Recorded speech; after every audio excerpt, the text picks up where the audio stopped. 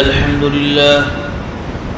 لله نحمده ونستعينه ونستغفره ونؤمن به ونتوكل عليه ونعوذ بالله من شرور أنفسنا ومن سيئات أعمالنا ونعوذ بالله من شرور أنفسنا ومن سيئات أعمالنا ونعوذ بالله من شرور أنفسنا ومن سيئات أعمالنا من يهد الله فلا مضل له ومن يضلله فلا هادي له ونشهد أن لا إله إلا الله وحده لا شريك له ونشهد أن سيدنا ومولانا محمدا عبده ورسوله وبارك وسلم تسليما كثيرا أما بعد فأعوذ بالله من الشيطان الرجيم بسم الله الرحمن الرحيم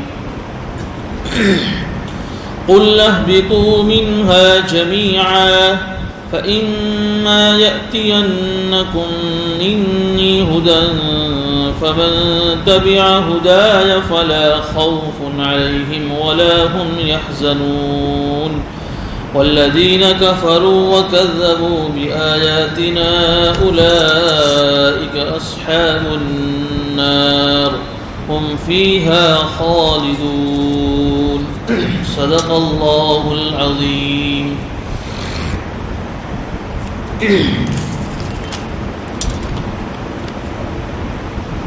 گزشتہ دو مجلسوں سے سورہ بقرہ کے چوتھے رکوع کی تفسیر چل رہی ہے اور یہ مضمون چل رہا ہے ان دو ہفتوں سے کہ اللہ رب العزت نے حضرت آدم علیہ السلام کو اپنی قدرت سے پیدا فرمایا اور پھر آدم علیہ السلام کے لیے تمام فرشتوں کو اور جناتوں کو اللہ نے حکم دیا یہ ساری مخلوق آدم علیہ السلام کو عظمت کا سجدہ کریں تاکہ زمین کے اندر جو جنات اور فرشتے جو بھی ہیں یہ تمام مخلوق یہ پہچان لے کہ یہ جس مخلوق کے سامنے ہم کو سجدہ کروایا جا رہا یہ کوئی معمولی مخلوق نہیں. پھر سجدہ کروانے کے بعد گزشتہ مجلس میں بتایا تھا کہ تمام لوگوں نے سجدہ کیا، جناتوں نے، فرشتوں نے، لیکن جناتوں میں سے ایک جن جس کو ہم شیطان ابلیس کے نام سے یاد کرتے ہیں اس نے سجدہ نہیں کی، اللہ نے اس کو اپنے دربار سے نکال دیا.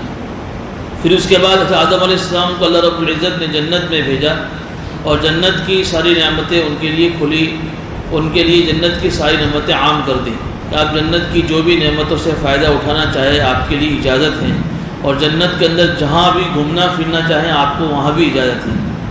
لیکن حضرت آدم علیہ السلام کو پھر بھی جنت کے اندر تھوڑی سی غم والی کیفیت رہتی تھی تو اللہ رب العزت نے ان کی تسلی کے لیے حوا علیہ السلام کو پیدا کیا.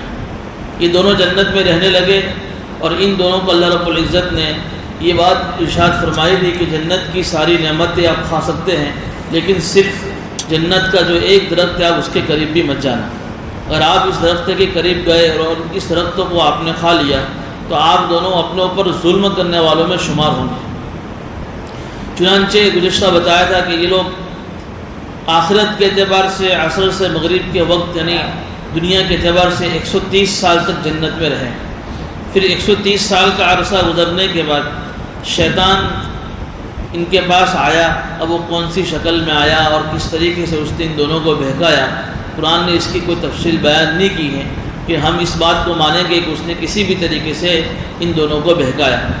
کس طریقے سے بہکایا وہ بھی آپ کو بتایا تھا کہ اللہ رب العزت نے آپ کو اس درخت سے اس لیے منع کیا ہے کہ آپ ابھی جنت میں نئے آئے ہیں. جب نئے آئے تھے اس وقت آپ کے اندر اس درخت کو کھانے کی طاقت، ہضم کرنے کی طاقت آپ کے اندر نہیں تھی. اب آپ پرانے ہو گئے ہیں اس لیے آپ اب اس درخت کو کھا سکتے ہیں. اور یہ بھی بہکایا تھا کہ آپ کو اس درخت سے کھانے کے لیے اس لیے منع کیا ہے کہ آپ ہمیشہ کہیں اس جنت میں نہ رہ جاؤ. اگر آپ اس درخت کو کھا لو گے تو آپ اس جنت کے اندر ہمیشہ رہنے والوں میں شمار ہو جاؤں.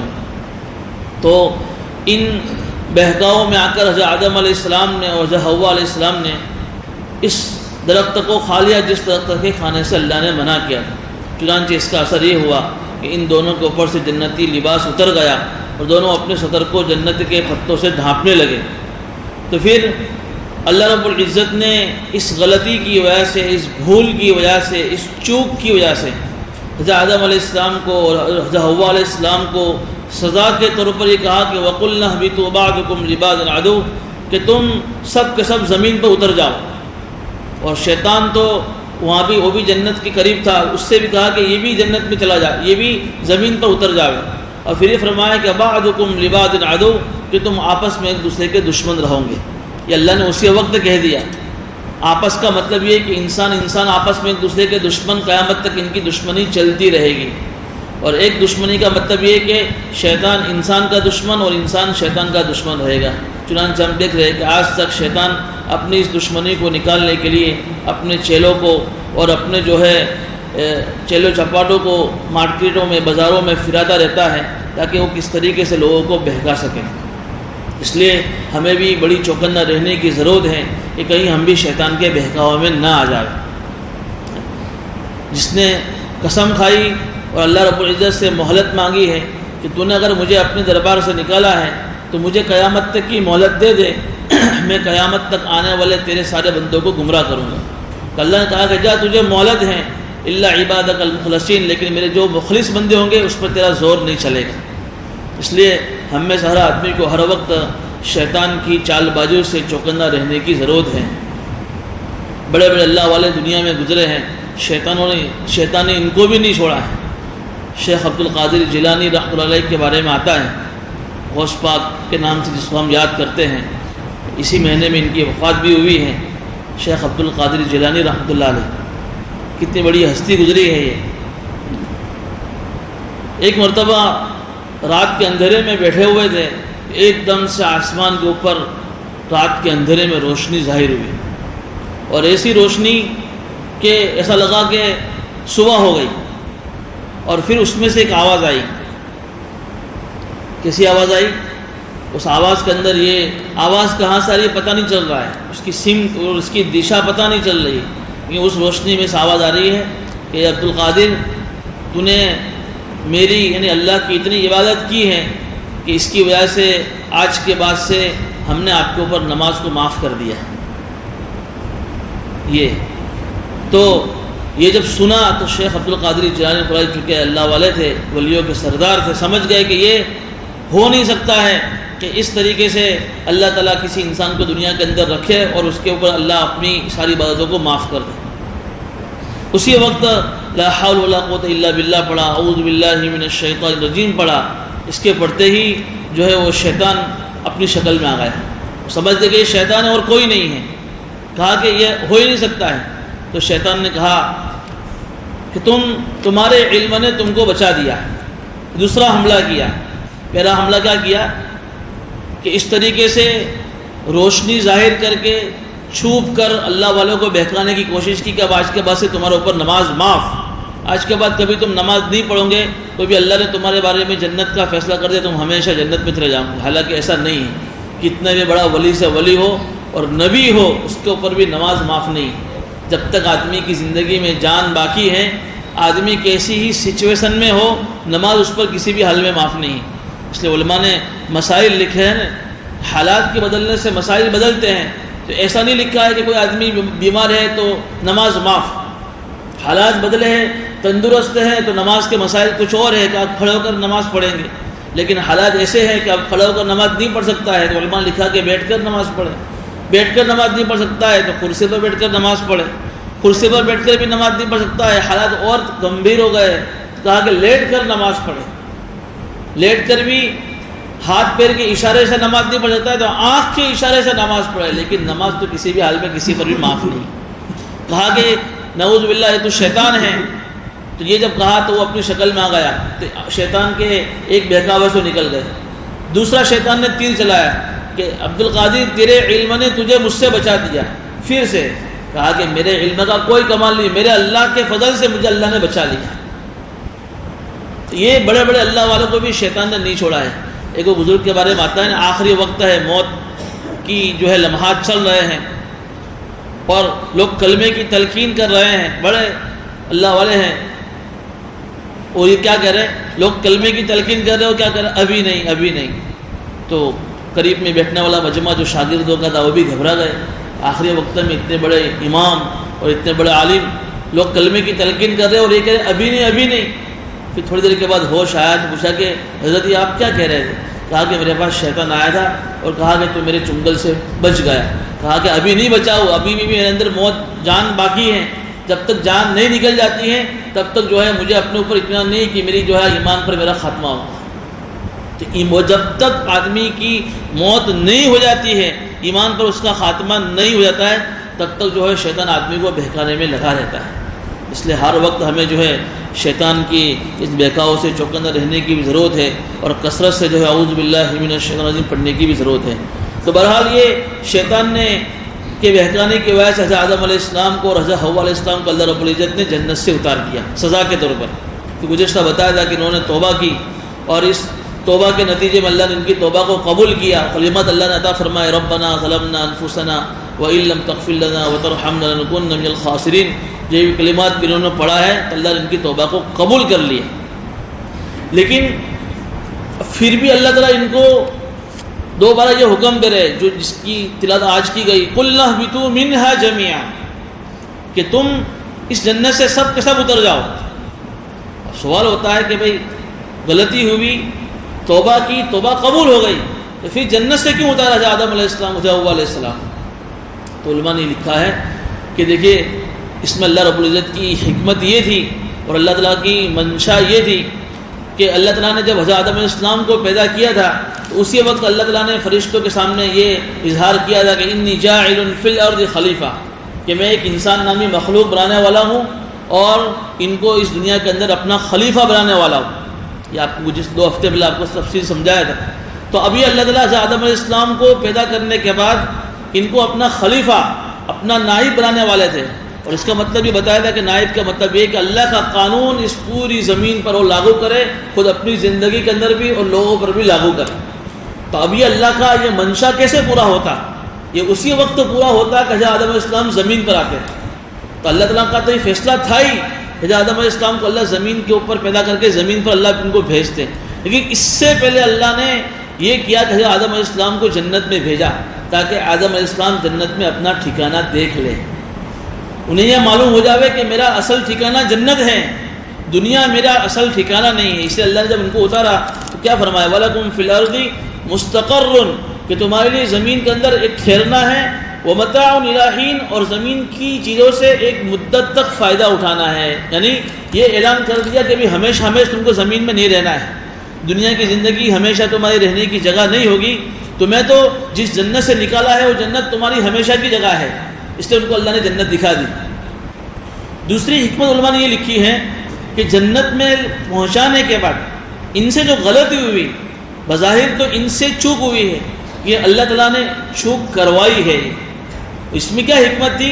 اس میں یہ حکمت تھی کہ اللہ رب العزت نے انسان کو جو بنایا اس میں 2 چیزیں رکھی ہے، یہ بھی بتایا تھا، خیر اور شر، اچھائی اور برائی۔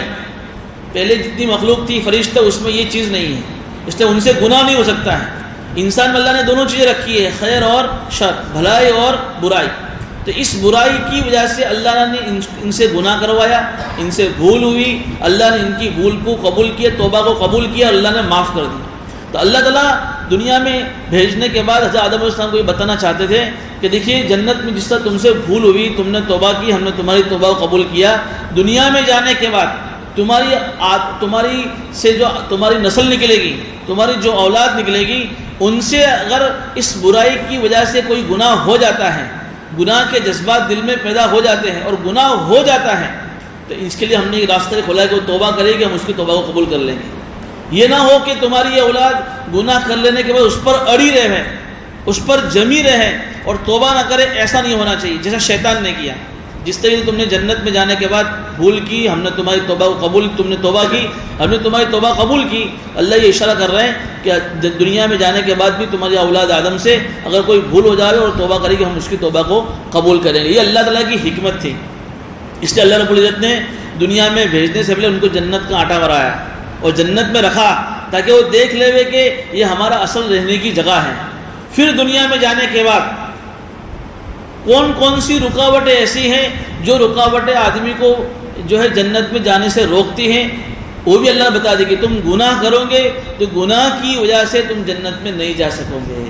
یہ اللہ تعالیٰ نے اس دنیا میں بھیجنے سے پہلے بتا دیا۔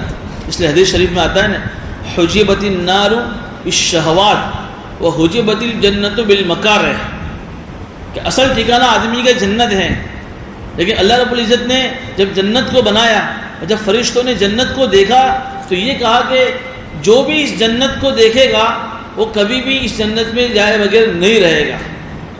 پھر جب جہنم کو دیکھا تو جہنم کی خوفناک عذاب کو دیکھنے کے بعد فرشتوں نے کہا کہ جو بھی اس جہنم کو دیکھے گا کبھی جہنم میں جانے کی تمنا نہیں کرے گا۔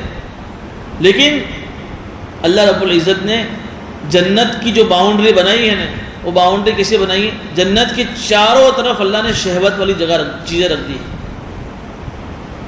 جنت نہیں، جہنم، کہ جو آدمی گناہ کرے گا تو یہ باؤنڈری ہے، سیدھا جہنم میں چلا جائے۔ جو آدمی ناگواری والی چیزوں کو اختیار کرے گا، جیسے کہ نماز میں جی نہیں لگتا ہے، لیکن نماز ناگوار چیز ہے، آدمی پر بوجھ پڑتا ہے، لیکن یہ جماعت جنت کی باؤنڈری ہے، سیدھا آدمی جنت میں جائے۔ سمجھ میں آیا؟ اس لیے حدیث شریف میں اللہ کے نبی صلی اللہ علیہ وسلم نے فرمایا، کن فی الدنیا کأنک غریب و عابر سبیل، کہ دنیا میں اس طریقے سے رہو کہ کوئی اجنبی مسافر ہے یا تو کوئی راستہ چلنے، کوئی اجنبی آدمی یا راستہ چلنے والا مسافر ہے۔ کوئی آدمی اجنبی کوئی کسی پردیس میں جاتا ہے، ہر وقت اپنے بیوی بچوں کو یاد کرتا رہتا ہے، کام کے لیے گیا ہے، اس لیے مجبوری اس کی ہے کہ ہر وقت اپنے بیوی بچوں کو یاد کرتا رہتا ہے۔ کوئی آدمی مسافر ہے تو راستے میں ہر وقت اس کو اپنا گھر، اپنا بیوی بچے یاد آتے رہتے ہیں۔ بس دنیا میں بھی اس طریقے سے رہو کہ ہمارا اصل ٹھکانہ تو جنت ہے، بس یہ اللہ نے ہم کو ایک وقت کے لیے بھیجا ہے، اس لیے ہر وقت ہمیں آخرت یاد کرنی چاہیے، ہر وقت ہمیں جنت یاد کرنی چاہیے۔ لیکن جب آدمی پر غفلت آ جاتی ہے تو پھر آدمی اپنی موت بھی بھول جاتا ہے، اپنی جنت اور سب کچھ بھول جاتا ہے، اور ایسی زندگی گزارتا ہے کہ گویا اس کو مرنا ہی نہیں، اور پھر ایسے ایسے کام کرتا ہے جس سے وہ اللہ کو، اللہ کے نبی صلی اللہ علیہ وسلم کو ناراض کرتا ہے، اور اپنی دنیا بھی برباد کرتا ہے اور اپنی آخرت بھی برباد کرتا ہے۔ اس لیے یہاں اللہ تعالیٰ آگے فرما رہے ہیں فَإِمَّا يَأْتِيَنَّكُم مِّنِّي هُدًى، کہ دیکھو تم سب کے سب جنت سے اتر کے زمین پر چلے جاؤ۔ آگے اللہ فرما رہے کہ میرے طرف سے پھر تمہارے پاس کوئی ہدایت نامہ آئے، فَمَن تَبِعَ هُدَايَ، اور جو اس ہدایت نامے پر عمل کرے گا فَلَا خَوْفٌ عَلَيْهِمْ وَلَا هُمْ يَحْزَنُونَ، نہ اس پر کوئی خوف ہوگا نہ وہ غمگین ہوں گے۔ یعنی ان سے یہ کہا کہ تم حضرت آدم جنت سے جا کر جب زمین پر جاؤ گے تو ہم تمہارے ذریعے سے وقتاً فوقتاً اس دنیا کے اندر نبیوں کو بھیجتے رہیں گے، اور نبی ہدایت کو لے کر آتے رہیں گے۔ جو بھی نبی کی اس ہدایت پر عمل کرے گا اس کا فائدہ کیا ہوگا؟ اس کا فائدہ یہ ہوگا جنت میں جانے کے بعد کہ جنت میں پہنچنا کوئی خوف ان کو نہیں ہوگا، کوئی غم ان کو نہیں ہوگا۔ دیکھو یہ دو لفظ عربی کے اندر ہیں، ایک ہے خوف اور ایک ہے غم، جس کو ہم حزن کہتے ہیں عربی کے اندر۔ دنیا کے اندر تو ایک آدمی کتنا بھی بڑا مالدار ہو، کتنا بھی بڑا خوشحال ہو، اس کو ہر وقت خوف بھی رہتا ہے اور غم بھی رہتا ہے۔ خوف کس کو کہتے ہیں؟ تین زمانے ہیں۔ ایک زمانہ حال، جیسے ہم ابھی سب بیٹھے ہوئے، یہ حال جاری زمانہ، کنٹینیو جس کو بولتے ہیں، چل رہا ہے۔ ایک زمانہ ہے زمانہ ماضی، پاسٹ، جو گزر گیا، اور ایک زمانہ ہے زمانہ مستقبل، جس کو فیوچر بولتے ہیں، جو آنے والا ہے۔ گزرے ہوئے زمانے میں انسان کو جو تکلیفیں پہنچی ہیں، جو صدمہ پہنچا ہے، اور اس صدمے اور اس تکلیف کی وجہ سے انسان ہمیشہ غم میں رہتا ہے، اس کو بولتے ہیں غم۔ زمانہ ماضی میں پہنچنے والی کوئی مصیبت پر آدمی کو جو غم آتا ہے اس کو غم بولتے ہیں، اس کو عربی میں بولتے ہیں حزن۔ اور ایک فیوچر، ابھی وہ زمانہ آیا نہیں ہے لیکن آدمی ڈرتا ہے، کیا ہوگا میرا، کیا ہوگا میرے بچوں کا، کیا ہوگا، گھر میں کوئی بیمار ہے تو اس کے تعلق سے ڈرتا تھا کہ کوئی بیمار ہے، میرا رشتہ دار مر تو نہیں جائے گا۔ ایسے ایسے وسوسے دل میں آتے رہتے ہیں مستقبل اور فیوچر کے تعلق سے، اس کو بولتے ہیں خوف۔ تو یہ کیفیت دنیا میں ہر آدمی کو رہتی ہے، کتنا بھی بڑا مالدار ہو، کتنے بھی بڑا عہدے دار ہو، اور کتنا بھی بڑا خوشحال ہو، اس کو یہ کیفیت ہر وقت ستاتی رہتی ہے۔ پچھلی کیفیت کا غم، یار فلاں ٹائم کے اندر میرے گھر کے اندر سے فلاں آدمی مر کے چلا گیا، اس کی یاد پر روتا رہتا ہے، وہ غم اس کو لائق ہوتا ہے۔ یا مستقبل کا کوئی خوف ہے اس کو، کوئی ٹینشن ہے اس کو، یہ کیفیت ہر آدمی کو رہتی ہے۔ اللہ کہہ رہے کہ یہ کیفیت جنت میں کسی کو نہیں ہوتی۔ جو ہماری آنے والی ہدایت پر عمل کرے گا، اللہ کے حکموں والی زندگی گزارے گا، اللہ کو مان کر راضی کر کے زندگی گزارے گا، جنت میں پہنچنے کا اللہ تعالیٰ ایک تو موت کو بھی موت دے دیں گے، اور دوسری بات کہ جو نعمت ہے اس کو جنت میں ملے گی، ہمیشہ کے لیے اللہ یہ اعلان کر دیں گے کہ اب تجھے جنت میں سے دوبارہ نکالا نہیں جائے گا، تو خوف بھی نہیں اور آئندہ کا کوئی گزرا ہوا کوئی غم بھی نہیں اور کوئی خوف بھی نہیں۔ ایک تفسیر علماء نے یہ لکھی ہے، دوسری تفسیر علماء نے جو لکھی ہے کہ یہ اس کا تعلق آخرت سے نہیں ہے، دنیا سے بھی ہے۔ میں نے ایک تفسیر جو بیان کی کہ بھئی فمن تبع ہدایا، کہ جو نبی کی طرف سے آئی ہوئی ہدایت پر عمل کرے گا تو جنت میں اللہ تعالیٰ اس کو یہ کیفیت یہ دیں گے کہ اس کو کوئی خوف اور کوئی غم نہیں ہوگا۔ لیکن علماء نے دوسری تفسیر یہ کی ہے کہ جنت کی نعمت تو بعد میں اس کو ہی ملے گی کیفیت، دنیا کے اندر اللہ تعالیٰ اس کی یہ کیفیت بنائے گا کہ ہر وقت جو ہے اس کو نہ کوئی خوف ہوگا نہ کوئی غم ہوگا۔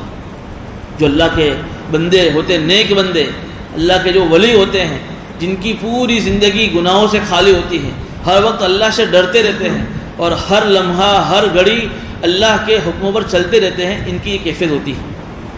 کیا کیفیت ہوتی ہے؟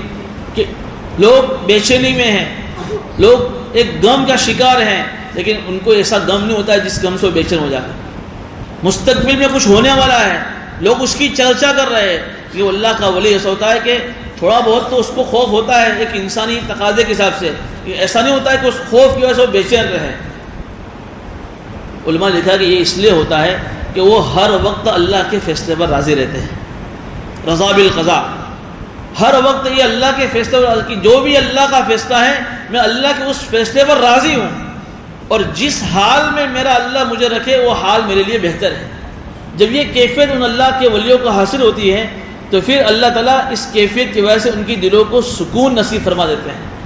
الا بذکر اللہ تطمئن القلوب کا جو لفظ حدیث قرآن میں آتا ہے کہ اللہ کے ذکر سے دلوں کو سکون ملتا ہے، یہ کیفیت کن لوگوں کو حاصل ہوتی ہے؟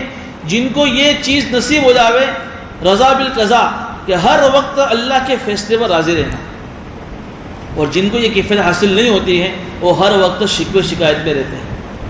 کتنی بھی نعمتیں آ جاوے، تھوڑی سی مصیبت آئی فوراً شکوے شکایت شروع کر دیتے ہیں۔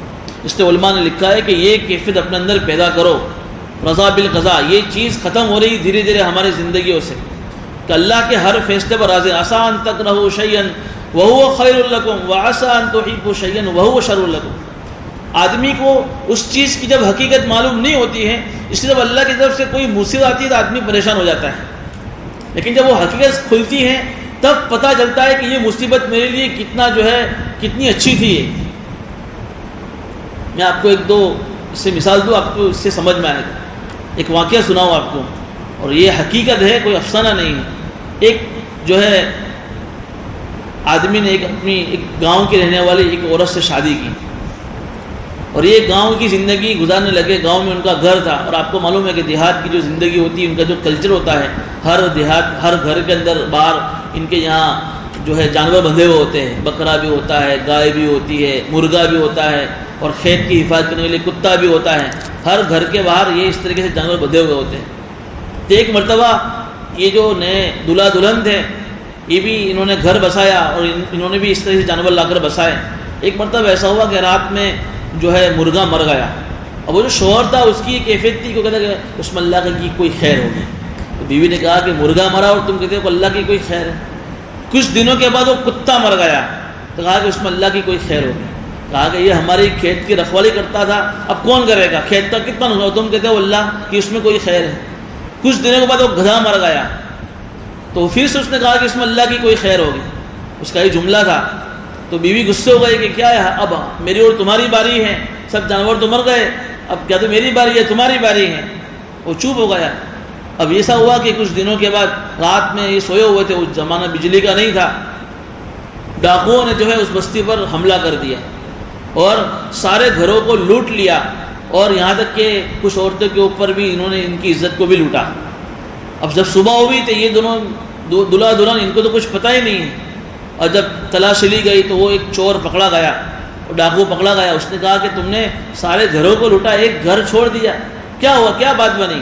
تو اس نے کہا کہ ہم نے جب اس بستی کے اوپر ڈاکہ ڈالا تو ہم نے دیکھا کہ ہر گھر کے باہر کچھ نہ کچھ جانور بندھے ہوئے ہیں جن کی آواز آ رہی ہے، کتے کی، مرغے کی، بلی کی، گدھے کی۔ تو جس سے ہمیں یہ پتہ چلتا تھا کہ اس گھر میں کوئی سویا ہوا ہے، کوئی رہ رہا ہے. لیکن ہم جب اس گھر کے پاس سے گزرے یہاں کسی کی آواز ہی نہیں آئی، کوئی جانور ہی نہیں، ہم سمجھے کہ اس گھر کے اندر کوئی ہے نہیں، یہاں سے کوئی بھاگ گیا ہے. تب بیوی نے کہا کہ اللہ کا کتنا بڑا احسان ہے، اللہ کا کتنا بڑا شکر ہے کہ اللہ نے ہماری جان بچائی اور میری عزت بھی بچائی. دیکھیے اب معاملے کی حقیقت جب کھل کر سامنے آئی اس مصیبت کی، تب پتہ چلا کہ اس مصیبت میں اللہ کی کتنی بڑی خیر تھی. کتا بلی گدھا مر گیا تو وہ دوسری مرتبہ خرید لیں گے، لیکن جان یہاں چلی جاتی، مال سال اٹھ جاتا، ہم کیا کرتے ہیں؟ تو بعض مرتبہ ایسا ہوتا ہے اللہ کی طرف سے جب کوئی حالات آتے ہیں، جب کوئی مصیبت آتی ہے، آدمی فوراً شکوے شکایت شروع کر دیتا ہے، کیا ہوگا میرا، اور فیوچر کا خوف، کہتا ہے نا مارا بھوشیہ نو سو، میرے فیوچر کا کیا. اور پھر آدمی اس خوف میں اور اس غم کے اندر پھر کیا کیا نہیں کرتا، اللہ کو ناراض کرتا ہے، اللہ کے نبی کو ناراض کرتا ہے. اس لیے یہ کیفیت ہماری کہ ہر حال ہار میں ہم اللہ کے فیصلے پر راضی. بعض مرتبہ آدمی دعائیں کرتا ہے، نمازیں پڑھتا ہے، اور پھر جب دعائیں قبول نہیں ہوتی اور نمازوں سے کام نہیں بنتے تو دعائیں بھی چھوڑ دیتا ہے، نماز پڑھنا بھی چھوڑ دیتا ہے. تو کیا اس کا مطلب یہ ہوا کہ ہم اللہ کے لیے نماز اس لیے پڑھتے ہیں کہ اللہ نے ہمارا کچھ کام نہیں بنایا تو ہم اللہ کی نمازیں پڑھنا ہم چھوڑ دیں گے؟ اس میں بھی کوئی خیر ہوگی کہ کوئی حالات نمازیں پڑھ رہے، دعائیں مانگ رہے، مسجدوں کے کونے پکڑے ہوئے، کوئی کام اللہ کے حکم کے مرضی کے خلاف ہم نہیں کر رہے، پھر بھی حالات اس میں کوئی خیر ہوگی. جس طرح ایک ماں اپنا بچے کو اگر وہ آگ کے اندر ہاتھ ڈالنا چاہے تو وہ بچہ کتنا بھی روئے، ماں جو ہے اس کو آگ میں ہاتھ ڈالنا نہیں دیتی. تو دنیا کے اندر ظاہر میں کتنی بھی مصیبت آئے، اللہ یہ چاہتا ہے کہ ان مصیبتوں کے ذریعے سے میں میرے بندے نے جو گناہ کیا اس کے گناہ کو معاف کر دوں، دھو دوں، تاکہ وہ سیدھا سیدھا جنت میں چلا جائے. وہ نہیں چاہتا ہے کہ اللہ نہیں چاہتا ہے کہ میرا بندہ جو ہے جہنم میں جائے. اس لیے یہ کیفیت جو اللہ نے یہاں بیان فرمائی ہے آدم علیہ السلام کے اس واقعے کے اندر، فلا خوف علیہم ولا هم يحزنون، اس کا تعلق دنیا سے بھی ہے. یہ جب آدمی ہر وقت اللہ کے فیصلے پر راضی رہتا ہے تو اللہ تعالیٰ اس کی ایک کیفیت کر دیتے ہیں کہ اس پر نہ کوئی خوف ہوتا ہے اور نہ کوئی غم ہوتا ہے. والذین کفروا وکذبوا بآیاتنا اولئک اصحاب النار هم فیہا خالدون. اور اللہ نے آگے ایک اصول یہ بھی بیان کر دیا کہ جو لوگ اس ہدایت کے آنے کے بعد کفر کریں گے، ہماری آیتوں کو جھٹلائیں گے، اولئک اصحاب النار، اللہ تعالیٰ کرے کہ وہ جہنمی لوگ ہیں، هم فیہا خالدون، وہ اس میں ہمیشہ ہمیشہ رہیں گے. دیکھیے یہ 4 رکوع پورے ہوئے، یہاں تک کہ مضمون میں آپ کو بتایا کہ سب سے پہلے انسانوں کی 3 قسموں کو اللہ نے بیان فرمایا، ایمان والے، کافر اور منافق. ان تینوں قسموں کو بیان کرنے کے بعد پھر اللہ تعالیٰ نے رکوع نمبر 3 کے اندر ہمیں سارے انسانوں کو خطاب کیا، 3 عقیدے سمجھائے، عقیدہ توحید، عقیدہ رسالت اور عقیدہ آخرت. ان تینوں کو سمجھانے کے بعد پھر اللہ تعالیٰ نے رکوع نمبر 4 کے اندر دنیا میں آنے کا مقصد ہمیں بتایا کہ تمہارے دنیا میں آنے کا مقصد کیا ہے، تمہارا اصل ٹھکانہ کیا ہے. اس میں جو آدم علیہ السلام کا واقعہ تفصیل سے آیا. اب یہ رکوع نمبر 5 جس میں آیت نمبر 40 شروع ہو رہی ہے، یہاں سے لے کر 143 آیت تک، رکوع نمبر آیت نمبر 40 سے 143 44 تک، 100 سے زیادہ آیتوں کے اندر اللہ رب العزت بنی اسرائیل کے تفصیلی حالات کو اللہ یہاں سے بیان کریں گے، جو تقریباً 1 پارے سے اوپر تک یہ ان کے حالات چلیں گے، جس میں ان کے بنو اسرائیل کے اوپر جو اللہ نے انعامات کیے اور ان کے اوپر جو اللہ نے حکم نازل کیے اس حکم پر عمل نہ کرنے کے بعد ان پر جو سزائیں اللہ نے نازل کی ان سزاؤں کا بیان ہے، ان انعامات کا بیان ہے. کہ اللہ نے ان کو جو دعوت دی ایمان لانے کی، نبیوں پر عمل کرنے کی، اس سارا تفصیلی بیان اللہ تعالیٰ اس سورہ بقرہ کے رکوع نمبر 5 سے شروع کر کر آیت نمبر 143 تک اس بیان کو چلائیں گے. یہ اس کے لیے اتنا لمبا چوڑا اللہ تعالیٰ بیان کر رہے ہیں کہ آپ کو اس کے پہلے بھی میں نے بتایا تھا کہ جو بنی اسرائیل ہیں یہ کون ہے. یہ اسرائیل یہ ایک عبرانی زبان کا ایک لفظ ہے، جیسے عربی جو ایک زبان ہے، ایک لینگویج ہے، اس کے پہلے ایک لینگویج تھی عبرانی جس کو انگریزی میں کہتے ہیں ہیبرو. یہ بھی بڑی اونچی زبان ہے، اس لیے کہ قرآن سے پہلے جو کتابیں نازل ہوئی، تورات، زبور، انجیل، یہ ہیبرو زبان میں نازل ہوئی. تو ہیبرو زبان میں، عبرانی زبان میں کا یہ لفظ ہے اسرائیل. یہ کہتے ہیں اللہ کا بندہ. اسرا کہتے ہیں اللہ کو، یہ کہتے ہیں بندے کو، اللہ کا بندہ. یہ حضرت یعقوب علیہ السلام کا دوسرا لقب ہے. جب یعقوب علیہ السلام کے 12 بیٹے تھے اور ان کے 12 بیٹوں سے جو نسل چلی اس کو بولتے ہیں بنو اسرائیل، یعنی حضرت یعقوب علیہ السلام کا خاندان اور ان کی فیملی. یہ ویسے ملک شام اور اس کے آس پاس میں لوگ رہتے تھے، اور جب آپ جوں آپ اس قرآن کریم کی تفسیر سنتے جائیں گے تو چھٹے پارے کے اندر مستقل آپ سنیں گے کہ ان کے نبیوں کے باتوں پر عمل نہ کرنے کی وجہ سے اللہ تعالیٰ نے ان کے اوپر قیامت تک کے لیے ایسی رسوائی اللہ نے ان کے اوپر مسلط کر دی تھی کہ یہ لوگ کسی ایک جگہ مستقل نہیں رہ سکتے تھے. اس لیے کوئی جو ہے یورپ میں، کوئی امریکہ میں، کوئی جو ہے الگ الگ ملکوں میں آباد تھے. پھر یہ انہوں نے زبردستی 1967 میں یہ ملک بنایا جس کو انہوں نے اسرائیل کے نام سے منسوب کیا، جسی کی جو ہے اسی اسرائیل کے اوپر جو قبضہ کیا ہے، جو ملک فلسطین کے جو رہنے والے ہیں ان کی زمین کے اوپر اسی کی جو ہے لڑائی چل رہی ہے. تو یہ انہوں نے اسی کی طرف نسبت کرتے ہوئے اپنے ملک کا نام اسرائیل رکھا، جو بالکل زبردستی ایک ملک بنا ہوا ہے. تو یہ اسرائیل، بنو اسرائیل کا مطلب ہوتا ہے حضرت یعقوب علیہ السلام کی فیملی کے لوگ. یہ اصل میں نے بتایا جو مدینہ کے رہنے والے نہیں تھے، لیکن انہیں معلوم تھا کہ مدینہ کے اندر ایک آخری نبی آنے والے ہیں. تو ان کے برسوں پہلے یہ اپنے ملک سے نکل کر لوگ مدینہ میں آ کر آباد ہو گئے. اسی سلسلے میں ایک واقعہ لکھا ہے کہ جب یہ لوگ مدینہ میں آباد ہوئے تو مدینہ کے اندر ایک طبہ نامی ایک بادشاہ تھا. یہ بادشاہ اپنے ساتھ اس یہود کے بنو اسرائیل کے 400 علماء کو لے کر نکلا سفر کے لیے. اور جب سفر کے لیے نکلا تو سفر کرتے یہ لوگ مدینہ پہنچے. تو جب وہ یہودی علماء جو تورات کے حافظ تھے، جب انہوں نے مدینہ کا لوکیشن دیکھا اور مدینہ کے چیزوں کو دیکھا تو سمجھ گئے کہ ہماری تورات کے اندر جو آخری نبی کی آنے کی جو جگہ بتائی ہے وہ یہ مدینہ ہے، یہ وہی جگہ ہے.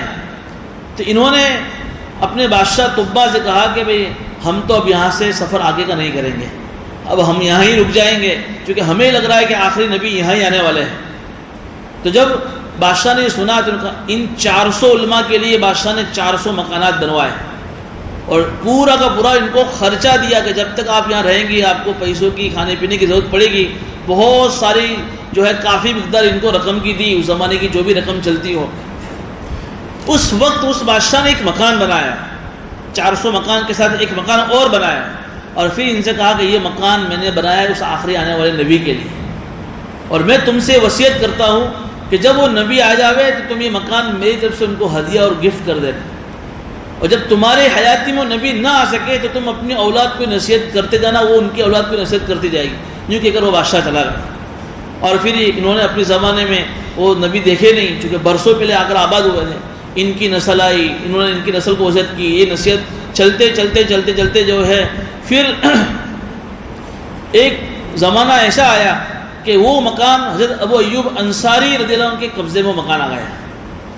ادھر حضور اکرم صلی اللہ علیہ وسلم مکہ سے مدینہ ہجرت کر کے تشریف لائے تو جب مدینہ میں قباء نامی جگہ پر جب ان کی انٹری ہوئی تو مدینہ کے چھوٹے چھوٹے بچے حضور اکرم صلی اللہ علیہ وسلم کے استقبال میں وہ جو ہے اشعار پڑھتی طلع البدر علینا من ثنیات الوداع وجب الشکر علینا ما دعا للہ داعی. یہ الفاظ اور یہ اشعار پڑھتی وہ مدینہ کے چھوٹے چھوٹے بچے پہنچ گئے تھے اور ہر ایک کی یہ تمنا تھی کہ حضور اکرم صلی اللہ علیہ وسلم مدینہ میں میرے گھر پر تشریف لائے.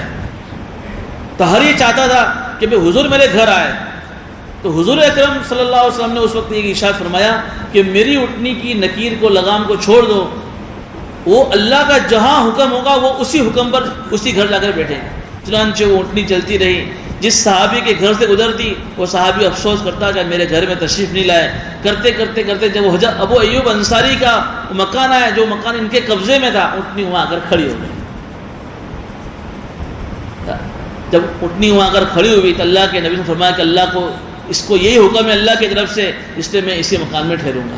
جب وہ ایوب انصاری دیکھیے وہ بادشاہ برسوں پہلے جس نے مکان حضور اکرم صلی اللہ علیہ وسلم کے لیے بنایا تھا، اللہ نے اس کی اس اخلاص کی نیت کی وجہ سے اللہ نے وہ مکان حضور اکرم صلی اللہ علیہ وسلم کو اسی مکان میں پہنچا دیا. جب وہ ایوب انصاری رضی اللہ تعالیٰ عنہ اوپر چلے گئے تو اللہ کے نبی صلی اللہ علیہ وسلم کو نیچے رکھا اور جو ہے بڑا احترام کے ساتھ کہ کہیں تکلیف نہ ہو جاوے. ایک دن ایسا بھی ہوا کہ دونوں میاں بیوی اوپر جو ہے رات میں سوئے ہوئے تھے، اچانک ایک گلاس میں پانی رکھا ہوا تھا اور پانی گر گیا. تو پانی نیچے چونکہ چھتیں ہمارے زمانے کی طرح چھتیں نہیں تھی، چھپر کی کھجور کی چھتیں تھی، تو پوری رات اس لیے نہیں سوئے کہ پانی کا ایک ٹپکا حضور اکرم صلی اللہ علیہ وسلم پر گر نہ جائے اور حضور اکرم صلی اللہ علیہ وسلم کی جو ہے نیند خراب نہ ہو جائے. بڑا تفصیلی واقعہ ہے. تو بہرحال یہ یہودی لوگ یہ اصل میں مدینے کے باشندے نہیں تھے، اس نیت سے یہ مدینہ آئے تھے کہ آخری نبی آنے والے ہیں، اس آخری نبی پر ہم ایمان لائیں گے. چونکہ ہماری جو تورات نامی کتاب ہے اور جو عیسائی لوگ جو ہمارے انجیل جس پر اتری ان کے حضرت عیسیٰ علیہ السلام پر، ان کے اندر حضور اکرم صلی اللہ علیہ وسلم کی آخری نبی کی جو ہے ساری خوبیاں بیان کی تھی، یہ آخری نبی کیسے ہوں گے، کہاں آئیں گے، کیسے ہوں گے، ان کا پورا حلیہ مبارک تھا، اس لیے لوگ یہاں آ کر آباد ہوئے تھے۔ اب جب حضور اکرم صلی اللہ علیہ وسلم مدینہ منورہ کے اندر ہجرت کر کے آباد ہوئے تو مدینہ منورہ کے اندر جو بت پرست قوم تھی، مشرک لوگ تھے، اوس اور خزرج، ان میں سے حضرت مصعب بن عمیر کو جو 1 سال پہلے مدینہ بھیجا تھا، ان کی برکت سے ایک ایسا ماحول بن گیا تھا کہ وہ مشرک لوگ آتے ہی حضور اکرم صلی اللہ علیہ وسلم کے ہاتھ پر مسلمان ہو گئے، تو ان میں سے کوئی زیادہ تر جو ہے غیر مسلم باقی نہیں رہا۔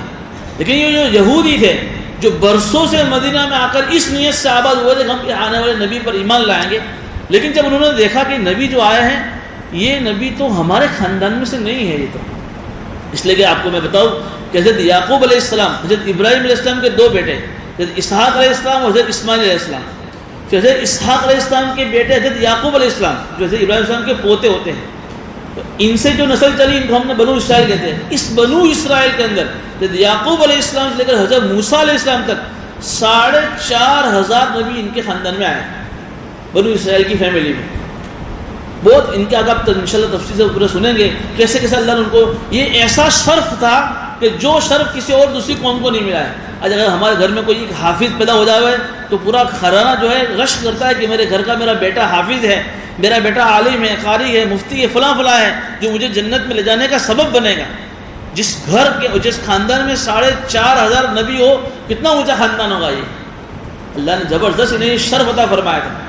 تو انہوں نے دیکھا کہ حضرت موسیٰ علیہ السلام تک سارے نبی اسحاق علیہ السلام کے خاندان سے ہیں، ان کے بیٹے حضرت یعقوب علیہ السلام، لیکن جو آخری نبی آئے یہ بنو اسماعیل میں سے ہیں، حضرت ابراہیم علیہ السلام کے دوسرے بیٹے۔ تو ان کو یہ ہوا کہ امامت کے اہل تو ہم تھے، 4,500 نبی ہمارے خاندان میں آئے، یہ آخری نبی ہمارے خاندان میں کیوں نہیں آئے؟ بس اسی وجہ سے ان کو حسد ہو گیا، جلن ہو گئی کہ نہیں یہ نہیں ہو سکتا ہے، ہم ہی امام ہیں، ہم ہی جو ہے امامت کے اہل ہیں، ہم ہی لائق تھے کہ ہمارے آخری نبی بھی ہمارے خاندان میں آئے، چونکہ ان کو یہ بھی معلوم تھا کہ اب نبی کا سلسلہ ختم ہو جائے گا، تو مہر لگنے والی ہے، خاتم النبیین بننے والے ہیں اور یہی سب سے اونچے نبی بننے والے ہیں، یہ تو ہمارے خاندان میں آنے چاہیے نا۔ لیکن اللہ کی تقسیم، اللہ کی کیا حکمت کہ اللہ نے سارے نبی کو انہی خاندان میں بھیجا، اور آخری نبی جو تمام نبیوں کے سردار بننے والے تھے وہ جو اسماعیل اسلام کے خاندان سے، چونکہ حاضرہ کی قربانی بھی عجیب تھی، اللہ نے ان کی قربانی کی رنگ کو علاج رکھتے ہوئے ان کے نسل سے اللہ نے آخری نبی پیدا فرمایا۔ ان کو حسد ہو گیا، اس حسد کی وجہ سے یہ جب اللہ کے نبی صلی اللہ علیہ وسلم جب مدینے میں آئے، انہوں نے اللہ کے نبی صلی اللہ علیہ وسلم کے ہاتھ پر ایمان قبول نہیں کیا، اور ایمان تو قبول نہیں کیا، ایمان قبول نہ کرنے کے بعد بھی یہ اللہ کے نبی صلی اللہ علیہ وسلم کو ستاتے رہتے تھے، جس کا تذکرہ آپ ہم نے گزشتہ تفسیروں میں سنا۔ کہ جب اللہ کے نبی صلی اللہ علیہ وسلم جب مدینے میں آئے تو زبردستی اللہ کے نبی نے ان کو مسلمان نہیں بنایا، اس لیے کہ اسلام کا ہرگز یہ منشور یہ مقصد نہیں ہے کہ زبردستی کسی کو مسلمان بنایا جائے، لا اکراہ فی الدین، دین میں کوئی زبردستی نہیں۔ آج جو لوگ یہ کہہ گئے دھرم پریورتن کے نام سے ہمارے جو علماء کو پکڑا جا رہا ہے، ایسا ہرگز نہیں ہے۔ جو لوگ بھی اسلام میں داخل ہو رہے ہیں وہ دیکھ رہے ہیں، اسلام کی اسٹڈی کر رہے ہیں، قرآن کو پڑھ رہے ہیں، قرآن کا ریسرچ کر رہے ہیں، اور اس ریسرچ کے نتیجے میں وہ اس حد تک پہنچتے ہیں کہ بھئی اسلام یہ سب سے اصل اور سب سے سچا دھرم اور مذہب ہے، اس لیے وہ مسلمان ہو رہے ہیں۔ باقی زبردستی ہم کسی کو مسلمان بناتے ہی نہیں ہیں، اور اس قرآن کا یہ چیلنج ہے لا اکراہ فی الدین، کہ زبردستی دین میں کسی کو داخل نہیں کیا جائے گا۔ تو حضور اکرم صاحب نے کسی کو زبردستی مسلمان نہیں بنایا، بلکہ جو بھائی چارہ قائم کروایا، اور اس کے بعد جو ہے ان کے ساتھ جو معاہدے ہوئے، ان کو دعوت دی اسلام کی، لیکن زبردستی ان کو مسلمان نہیں بنایا۔ لیکن پھر بھی وہ جب مسلمان نہیں ہوئے تو پھر ان کے مسلمان نہ بننے کی وجہ سے انہوں نے اللہ کی نعمتوں کو کیسے جھٹلایا اور کیسے ٹھکرایا، انشاءاللہ وہ بس یہ رکوع نمبر 5 سے شروع ہو رہا ہے کہ کیا کیا اللہ کی نعمتیں ان پر نازل ہوئی، اور اللہ کے انعامات کی قدر نہ کرنے کی وجہ سے ان کے اوپر کیا کیا سزا آئی۔ انشاءاللہ تفصیل سے پورے ایک پارے میں چلتا رہے گا، انشاءاللہ ہم اس کو تفصیل سے بیان کریں گے۔ اللہ